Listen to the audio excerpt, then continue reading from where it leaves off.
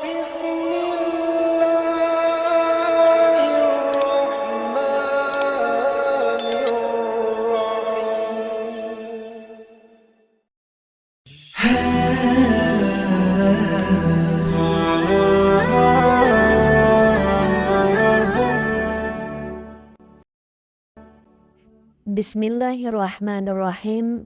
Assalamualaikum warahmatullahi wabarakatuh. Syukur alhamdulillah kita bisa berjumpa lagi di channel ini. Sholawat dan salam selalu dan tetap tercurahkan kepada junjungan kita Nabi besar Muhammad sallallahu alaihi wasallam. Allahumma sholli ala sayyidina Muhammad wa ala ali sayyidina Muhammad.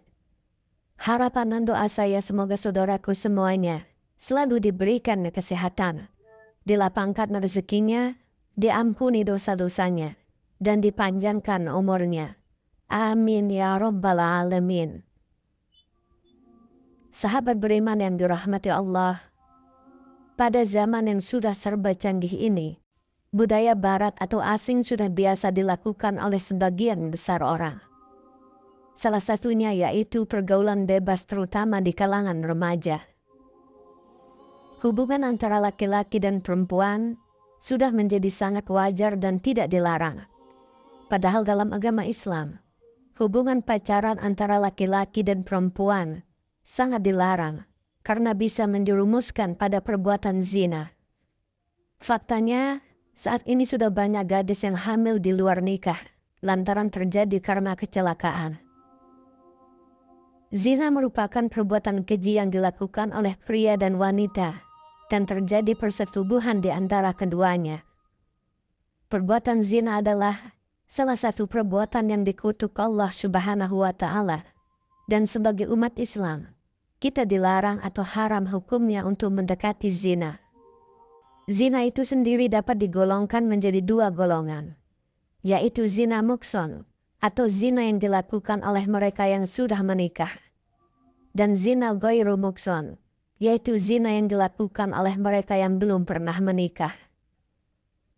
Sahabat beriman, adapun hukumannya adalah dengan cara dirajam atau dilempari batu hingga mati bagi pelaku zina muhsan, dan hukuman dera atau cambuk serta diasingkan 1 tahun lamanya bagi mereka yang melakukan zina ghairu muhsan.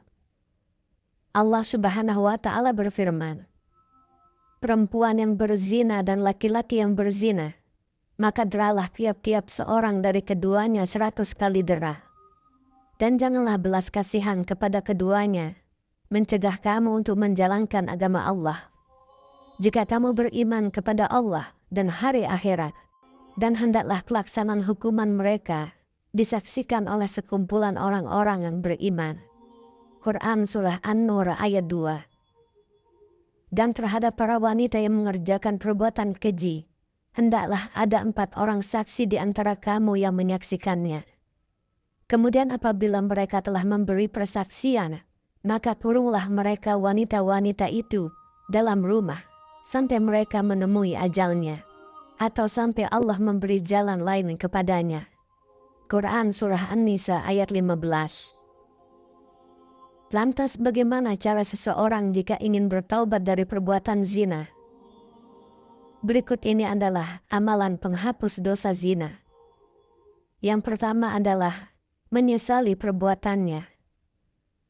Tidak akan terhapus dosa seseorang jika ia tidak mengawalinya dengan penyesalan. Rasa sesal yang dirasakan oleh seseorang yang berbuat zina dapat mengembalikannya pada jalan yang benar dan kembali kepada Allah Subhanahu wa Ta'ala. Menyesali dosa yang pernah dilakukan dapat membersihkan hati dan memantapkan niat jika rasa sesal itu dijadikan awal cambuk untuk bertaubat kepada Allah Subhanahu wa Ta'ala. Yang kedua, taubat nasuha. Jika ingin menghapus dosa apa saja, terutama zina, maka seseorang harus bertaubat dengan sungguh-sungguh atau taubat nasuha. Taubat nasuha adalah taubat yang sungguh-sungguh berasal dari hati dan dilakukan karena seseorang menyesali perbuatannya. Allah memberikan janji bahwa Ia akan mengampuni dosa-dosa hambanya yang melakukan kesalahan. Sebagaimana yang disebutkan dalam firman Allah Subhanahu wa Ta'ala pada surah At-Tahrim ayat 8. Hai orang-orang yang beriman, bertaubatlah kepada Allah dengan taubatan nasuha, taubat yang semurni-murninya. Mudah-mudahan Rabb-mu akan menutupi kesalahan-kesalahanmu, memasukkanmu ke dalam jannah yang mengalir di bawahnya sungai-sungai. Pada hari ketika Allah tidak menghinakan Nabi dan orang-orang mukmin yang bersama dia, sedang cahaya mereka memancar di hadapan dan di sebelah kanan mereka, sambil mereka mengatakan, "Ya Rabb kami, sempurnakanlah bagi kami cahaya kami dan ampunilah kami. Sesungguhnya Engkau Maha Kuasa atas segala sesuatu."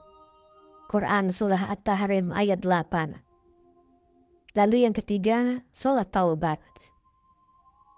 Sholat adalah salah satu amalan yang dapat mendekatkan diri kepada Allah Subhanahu wa Ta'ala dan menghapuskan dosa seseorang yang ingin bertaubat atas dosa-dosanya, dapat meminta ampunan lewat sholat taubat. Sholat taubat itu sendiri adalah sholat sunnah yang dikerjakan sebanyak 2 hingga 6 rakaat pada malam hari selesai sholat Isya. Dengan mengerjakan sholat taubat dan tentunya tidak meninggalkan sholat wajib, dosa yang dilakukan akan diampuni oleh Allah Subhanahu wa Ta'ala. Sebagaimana yang disebutkan dalam Quran Surah Al-Baqarah ayat 222. Sesungguhnya Allah menyukai orang-orang yang bertaubat dan menyukai orang-orang yang mensucikan diri. Yang keempat, perbanyak zikir dan istighfar. Memperbanyak zikir dan istighfar pada Allah adalah salah satu amalan untuk menghapuskan dosa-dosa kita. Kalimat istighfar merupakan kalimat permohonan ampun kepada Allah Subhanahu wa Ta'ala, dan dosa-dosa seseorang dapat dihilangkan dengan terus menyebut nama Allah. Sebagaimana disebutkan dalam firman Allah Subhanahu wa Ta'ala, dan juga orang-orang yang apabila mengerjakan perbuatan keji atau menganiaya diri sendiri, mereka ingat akan Allah, selalu memohon ampun terhadap dosa-dosa mereka. Dan siapa lagi yang dapat mengampuni dosa selain daripada Allah? Dan mereka tidak meneruskan perbuatan kejinya itu, sedang mereka mengetahui. Quran Surah Ali Imran ayat 135.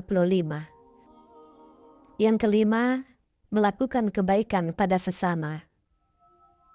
Jika seseorang berbuat dosa dan keburukan, maka untuk menghapuskannya, ia perlu melakukan hal atau kebaikan pada orang atau makhluk lainnya. Seperti dengan bersedekah, menghapuskan hutang orang lain padanya, memberi makan binatang dan sebagainya.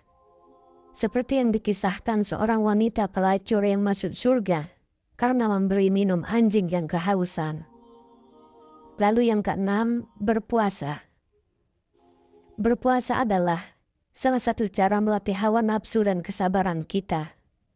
Puasa juga dapat menghapuskan dosa apabila dilakukan dengan sungguh-sungguh, terutama jika melakukan puasa sunnah seperti puasa Arafah dan Asyura. Kemudian yang ketujuh, memperbanyak membaca Al-Quran. Al-Quran dapat menjernihkan hati, dan membacanya tidak hanya mendatangkan ketenangan, akan tetapi juga menghapuskan dosa seseorang. Sebagaimana yang disebutkan dalam hadis riwayat Muslim, bacalah Al-Quran, karena sesungguhnya ia akan datang pada hari kiamat untuk memberikan syafaat kepada pembacanya. Hadis riwayat Muslim. Sahabat beriman, itulah amalan-amalan yang dapat dilakukan untuk menghapuskan dosa zina. Seseorang yang melakukan perbuatan zina tersebut wajib bertaubat dan memohon ampunan kepada Allah Subhanahu wa Ta'ala. Wallahu a'lam bishawab. Demikian yang bisa saya bagikan. Semoga bermanfaat untuk kita semua. Amin ya rabbal alamin. Assalamualaikum warahmatullahi wabarakatuh.